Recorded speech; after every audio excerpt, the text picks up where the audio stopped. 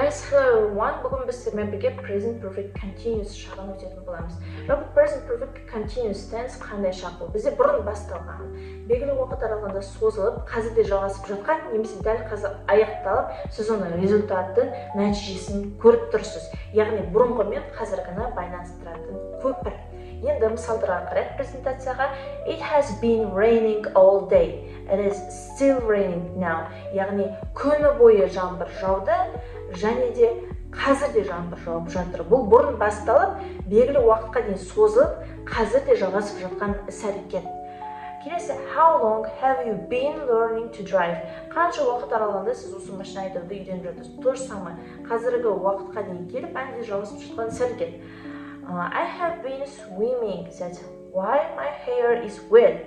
Бұл бізде уже нәтижемен. Мен шомылдым. I have been swimming. Енді сол себепті менің шашым су. Келесі, her eyes are red. She has been crying. Бұл да бізде нәтижемен.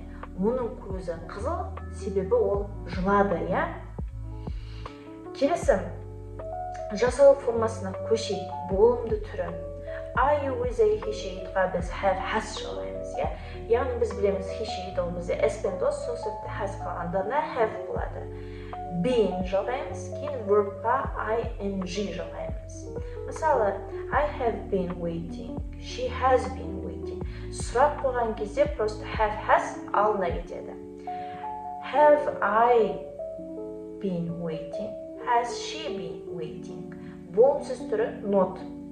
Have not, has not. I have not been waiting. It has not been waiting. Қысқартылған түрі haven't және hasn't. Енді сіздерге word wall'дың ойындарын сілтемемен тіркеп қойдым. Сол ойынды ойнайсыздар, астындағы қосымша грамматикалық тапсырмаларды орындайсыздар. Сол кезде сіздерде грамматика бекітіледі. Present perfect continuous ешқандай да күрделі емес, даже тақырыбы ұзақ естілсе де. Continuous ол бізде просто ing, қазіргі уақытпен қатысы бар.